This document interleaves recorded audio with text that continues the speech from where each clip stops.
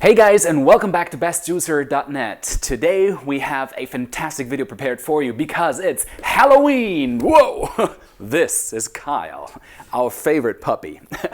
Okay, so in this video we're not only going to juice, but we're going to do something amazing with the pumpkin or squash juice and with the pumpkin pulp because we're doing two recipes in this video. We are preparing a great pumpkin spice coffee latte, and also we're going to be making muffins, great muffins with the pumpkin pulp, with some oats, with eggs. It's really a beautiful recipe that you should check out, and the pumpkin spice latte is especially great now that it's getting colder outside and inside is getting a little more cozy. So stay tuned and follow me into the kitchen.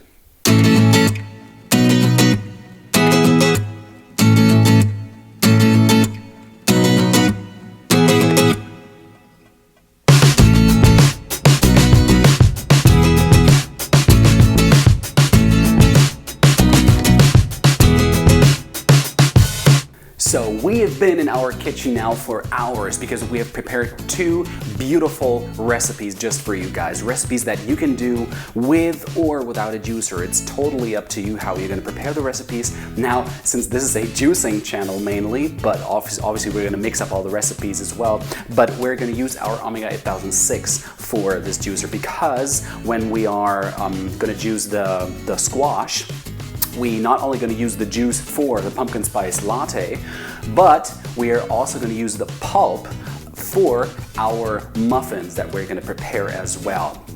Now, first in this video, I'm going to show you exactly how you can prepare delicious muffins with the squash pulp and some apple sauce that we're gonna prepare here in our kitchen, and how you're going to mix all those ingredients together to get two perfect recipes. And then we're going to take the juice from the squash and we're going to prepare a nice pumpkin spice latte, which tastes absolutely amazing and which is not overly sweet because the normal lattes you can buy at the Starbucks or at other coffee houses are really sweet. So we prepare our own latte without sugar or with very little sugar that tastes absolutely amazing.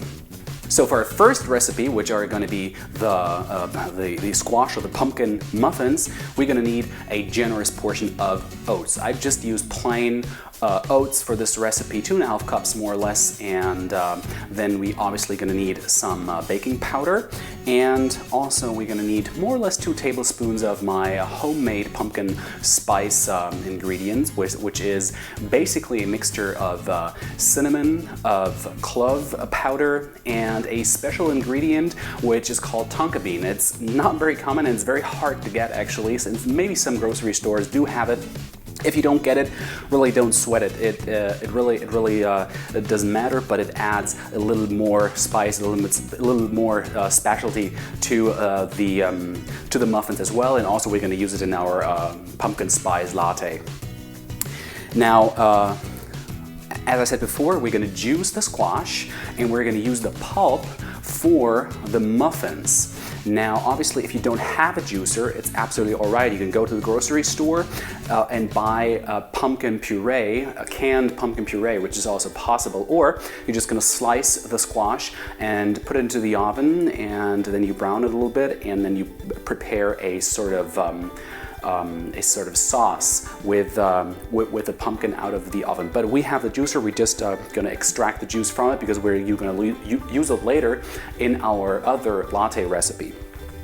Then obviously we're going to use apple sauce, and we're not going to juice those apples, but we're going to put it through our Omega, which is just making a nice, really finely chopped, basically, apples out of the whole apples. So that's what we're going to use, and it's going to be more or less 1 cup or half a cup. It really doesn't matter. You have to play a little bit with the ingredients to see which is the best quantity for your needs and which gives you the best result. Obviously, we're going to need some milk, and we're going to need some eggs for this recipe as well. If you want to keep it absolutely vegan, obviously you can use the usual replacements for eggs and milk. But in this recipe, I stayed with the a non-dairy free recipe basically. So another thing that gives it a little extra is vanilla extract. So we're going to use just like half a tablespoon of vanilla extract, which is actually one of my favorite spices now in this season. So what you're going to do then is first we're going to mix the more or less dry ingredients in one bowl: the oats, the pumpkin, which is or the squash, which is fairly dry. And then we're going to add the spices, and then we're going to mix it up together. Then in another bowl, we're going to put together the wet ingredients. So we're going to put in the milk, the eggs. We're going to put in the applesauce. We're going to put in, if you like, you can add either agave. You can add maple syrup, which also tastes great, or if you don't like maple syrup, you can also add just brown sugar. However, I try to stay away from sugar as best as I can, so I'm going to stay with agave to give it a little bit more sweetness. I think now, in the result of the recipe, I did a little too less sugar, a little too little sweetness. So I should have added maybe 1 or 2 teaspoons of sugar into the recipe. Now mix it all thoroughly together so that you have a really nice batter. So when you have prepared your batter, then you just need some cupcake liners, or obviously a muffin tin, and then you put the cupcake liners in it as well. But I'm just going to use just regular standard cupcake liners, which works just fine. You add your batter, and then on top of that, you put some nice walnuts or pecans, which really add a nice topping onto those cupcakes. And then off in the oven they go for maybe 250 degrees Celsius or 200 degrees Celsius for around 30 minutes. Mine actually, as you can see, got a little brown on top, so you want to be very cautious and keep a good eye on them, or maybe put some aluminum foil just on top of them to protect a little bit the crust and the nuts on top of that. So that's my cupcake recipe with fresh squash, and we used our juicer for that recipe. But as I said before, it is totally possible to do this delicious recipe without a juicer. Now let's move to our next recipe. The next recipe that we have is obviously the pumpkin spice latte, and we're going to use the juice that we've prepared from the squash with a juicer, which is just, as you can see, a little shot of pumpkin juice, squash juice, for the latte. And in a separate little bowl, we're going to add the spices that we use. And again, we use some cinnamon, we use some vanilla extract, we use agave. We also use a little bit of the tonkabean that I showed you before, and if you like, you can use some clove powder, which also adds a nice zing to the latte. The first thing that we do is actually we mix together those spices with the agave to really have a smooth paste that we can then add into our into the juice, into the pumpkin juice basically, and then mix it thoroughly together. And as I said before, we're going to use our automatic espresso machine that we have here in our home to produce the hot milk with a little bit of foam to create the latte.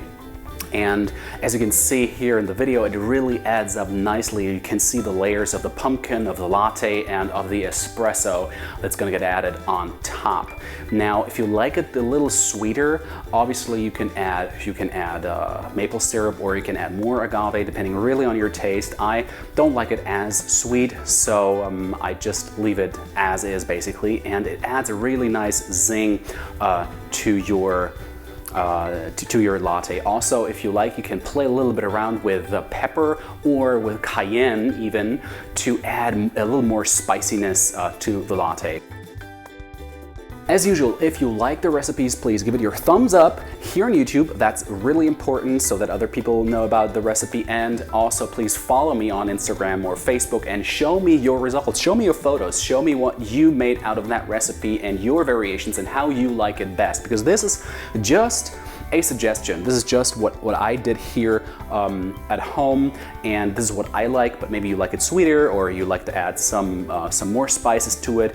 I would love to see your results. And hopefully, if you subscribe, we're gonna see us in the next video with another great recipe that you can do either with or even without a juicer. So, happy baking, happy juicing, happy cooking, and we're gonna see us next time. Finally, kale season has started here in Germany, and look at that. So I can get fresh kale leaves from the local farmer's market and put it into my beautiful juices. The rest of the year, it's pretty hard to come by, so this week we'll create a powerful kale juice that has become one of my go-to green juice recipes, and my friends love it. They can't believe how good it actually